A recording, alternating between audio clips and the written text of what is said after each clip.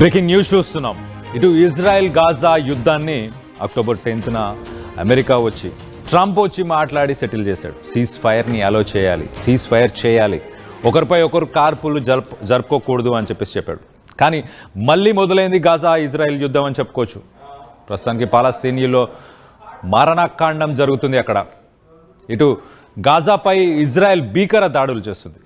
ఇటు November 28, November 19 ఈ 2 రోజులు కూడా ఎయిర్ స్ట్రైక్స్ చేసింది. 33 మంది పాలస్తీనియన్స్ చనిపోయారంటే అర్థం చేసుకోండి. ఇటు అక్టోబర్ 11 నుంచి ఇజ్రాయెల్ దాడుల్లో ఇప్పటిదాకా అక్టోబర్ 11 నుంచి నవంబర్ 20 దాకా దాదాపు 211 మంది మృత్యువాత పడ్డారు. దీంట్లో చిన్న చిన్న పిల్లలు కూడా ఉన్నారు. ఈ సీజ్ ఫైర్ అనేది జస్ట్ నామమాత్రంగానే ఉంది.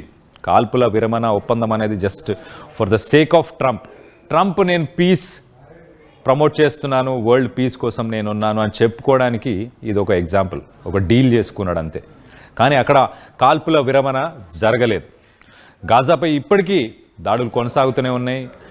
మరణ భయంతోనే అక్కడ ప్రజలందరూ పాలస్తీనియులు నిద్రపోలేకపోతున్నారు. సో అలాంటి సిచ్యువేషన్ మనం విజువల్స్లో చూడొచ్చు ఒక్కసారి చాలా క్లియర్గా. ఈ విజువల్స్లో ఇప్పుడు గాజాకు సంబంధించిన ఎల్లో లైన్ అంటే ఇజ్రాయెల్ గాజా లోపలికి వెళ్ళిపోయి ఒక 50 to 60% ల్యాండ్ని అది అక్వైర్ చేసేసుకొని ఆ ల్యాండ్లో ఉన్నాయి ఇజ్రాయెల్కి సంబంధించిన ఫోర్సెస్. ఆ 50 to 60% ల్యాండ్ అక్వైర్ చేసుకున్న తర్వాత అక్కడ ఎల్లో లైన్ అని చెప్పేసి ఒక లైన్ని తీసుకొచ్చి దాన్ని దాటి ఎవరు రాకూడదు. ఇటు గాజాలో హమాస్కి సంబంధించిన వాళ్ళు ఫైరింగ్స్ చేస్తున్నారు అని చెప్పేసి ఇజ్రాయెల్ డిఫెన్స్ ఫోర్సెస్ ఆరోపిస్తున్నాయి. కొంచెం ఫైరింగ్ జరిగింది అని వెంటనే అక్కడ ఎయిర్ స్ట్రైక్స్ చేస్తున్నారు. అంటే ఫైటర్ జెట్స్ని పంపించి అక్కడ ఉన్న బిల్డింగ్స్ని కావచ్చు, అక్కడ ఉన్న పబ్లిక్ని, సివిలియన్స్ని అందరినీ టార్గెట్ చేస్తున్నారు. ఏమనంటే అక్కడ హమాస్ వాళ్ళు మాపై స్ట్రైక్స్ చేస్తున్నారు కాబట్టి మేము వాళ్ళని రిటాలియేట్ చేస్తున్నాం. మనం ఆ విజువల్స్లో చూడొచ్చు ఒక్కసారి. అసలు ఒక మహానగరం, ఒక సిటీ చూడండి, ఒక సిటీ ఉండే లాగా ఉందా ఇది? ఒక సిటీ లాగా లేకుండా ప్రస్తుతానికి ప్రతి బిల్డింగు, ప్రతి కాంప్లెక్స్ అన్నీ ధ్వంసం అయిపోయాయి, అన్నీ పగిలిపోయాయి. అయినా ఎంతో కొంత షెల్టర్, అక్కడే కొంత షెల్టర్ని అక్కడే ఎక్కడో ఒక దగ్గర తల దాచుకుంటున్నారు అక్కడ ప్రజలు. ఆ ప్రజల్ని కూడా ప్రస్తుతానికి ఇజ్రాయెల్ డిఫెన్స్ ఫోర్సెస్ బతకనివ్వట్లేదు. ఇటు ఒక సీజ్ ఫైర్, ఒక పీస్ డీల్ని అమెరికా ట్రంప్ వాళ్ళ మధ్య ఒక పీస్ డీల్ని బ్రోకర్ చేసిన తర్వాత కూడా ప్రజెంట్ అదే సిచ్యువేషన్ ఉంది. ప్రస్తుతానికి లాస్ట్ 1 వీక్లో మనం చూస్తే గాజాలో ఫ్లడ్డింగ్ జరిగింది విపరీతంగా. అక్కడ వరదలు, అక్కడ పరిసర ప్రాంతాల్లో ఉన్న వాటర్ రిసోర్సెస్ ఎక్కువైపోయి వరదలు వచ్చాయి గాజాలో. ఆ వరదలు రావడంతో మొత్తానికి ప్రజలు అక్కడ ఆ బురద, ఆ నీటిలోనే బతుకుతున్నారు.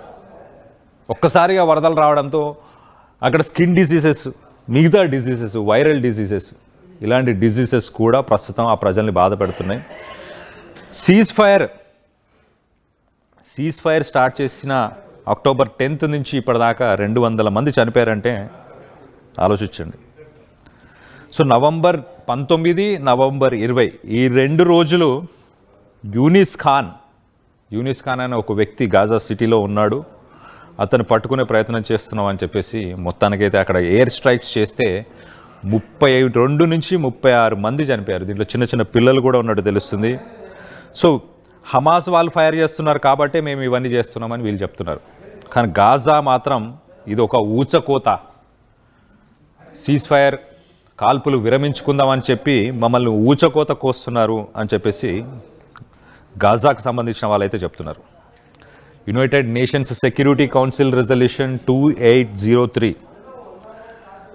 గాజా కాన్ఫ్లిక్ట్ని ఎండ్ చేయాలి, శాంతిని ప్రమోట్ చేయాలి, ఇంటర్నేషనల్ స్టెబిలైజేషన్ ఫోర్స్ వచ్చి అక్కడ గాజా ఏరియాలో అవి ఉండబోతున్నాయి, అక్కడ శాంతి భద్రతలను అవి చూసుకోబోతున్నాయి అని చెప్పేసి ఒక రెజల్యూషన్ తీసుకొచ్చారు. కానీ ఆ రెజల్యూషన్ మాత్రం ముందుకెళ్ళట్లేదు.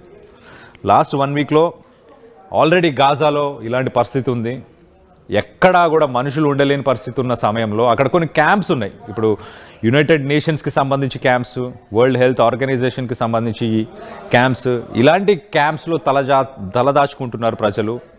వాళ్ళు కూడా ఇప్పుడు అక్కడ వచ్చిన వరదల వల్ల ఇబ్బందులు పడుతున్నారు. వాళ్ళకి తినడానికి తిండి, వాళ్ళకి హెల్త్ కేర్ లేదు. ఎట్ ద సేమ్ టైం వాళ్ళకి ఈ వరదలు దీనివల్ల వాళ్ళకి స్కిన్ డిసీజెస్, అలాగే కొన్ని వైరల్ ఇన్ఫెక్షన్స్, వైరల్ డిసీజెస్ ఇలాంటివన్నీ కూడా వాళ్ళకి వచ్చాయి. సో ఇటు కొన్ని రోగాలతోని భయపడుతున్నారు, బాధపడుతున్నారు. ఎట్ ద సేమ్ టైం ఇటు ఇజ్రాయెల్ ఇంకా దాడుల్ని కంటిన్యూ చేస్తుంది.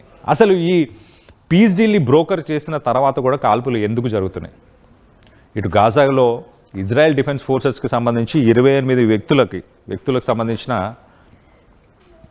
మృతదేహాలు అక్కడ ఉన్నాయంట. వాటిని వెనక్కి ఇవ్వాలని చెప్పేసి ఇజ్రాయెల్ డిఫెన్స్ ఫోర్సెస్ ఇనిషియేట్ చేసింది. దాన్ని గాజాకి సంబంధించిన వ్యక్తులు, హమాస్కి సంబంధించిన వాళ్ళు ఇక్కడ లేవు, మా దగ్గర లేవు అని చెప్పడం, వెంటనే ఒకరి మీద ఒకరు దాడులు చేసుకోవడం. ఇటు గాజా స్ట్రిప్ మొత్తంగా ఒక 50% ఇజ్రాయెల్ డిఫెన్స్ ఫోర్సెస్ వాళ్ళ ఆధీనంలోకి తీసుకొని, వాళ్ళ కంట్రోల్లోకి తీసుకొని, ఆ లైన్ ఒక ఎల్లో లైన్ అని చెప్పేసి ఒక లైన్ని మెయింటైన్ చేస్తూ, ఆ లైన్కి పరిసర ప్రాంతాల్లో ఇటు సివిలియన్స్ వచ్చినా, అలాగే ఇటు హమాన్స్ వచ్చినా, ఎవరు వచ్చినా కూడా వాళ్ళ మీద దాడి చేసే ప్రయత్నం చేస్తున్నట్టు తెలుస్తుంది. సో మొత్తానికి గాజా ఇజ్రాయెల్కి సంబంధించిన ఈ కాన్ఫ్లిక్ట్ ఇంకా ముగియలేదు, మళ్ళీ మొదలైంది. గాజాలో ఇజ్రాయెల్ యుద్ధం చేస్తుంది, ఇజ్రాయెల్ వైమానిక దాడులు చేస్తుంది, ఎయిర్ స్ట్రైక్స్ చేస్తుంది, పాలస్తీనియులని చంపేస్తున్నారు. దాదాపు 211 మంది అక్టోబర్ 11 నుంచి నవంబర్ 20, దాదాపు నెల రోజుల సమయంలో, 40 రోజుల సమయంలో 211 మందిని చంపేశారంటే అర్థం చేసుకోండి. ఈ కాల్పుల విరమణ జరిగింది, అయిపోయింది అంతా.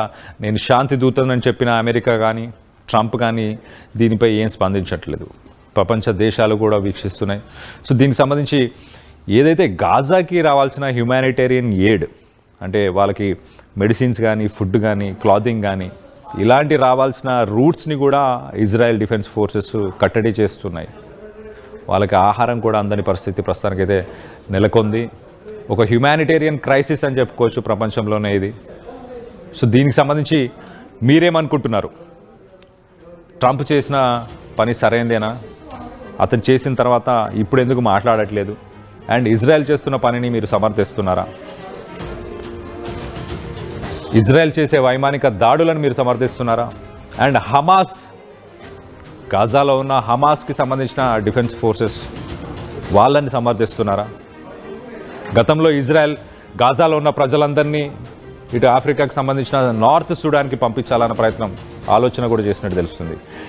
గాజాకు సంబంధించిన భూభాగం అంతా ఇజ్రాయెల్కే చెందుతుంది.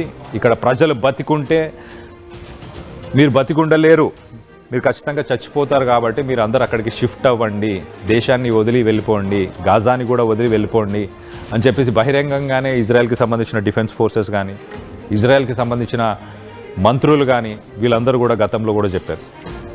సో వీటన్నిటిపై మీరేమనుకుంటున్నారు? దీంట్లో ఎవరిని దోషులుగా చూస్తున్నారు అనేది మీ అభిప్రాయాలను కింద కామెంట్ రూపంలో తెలియపరచండి.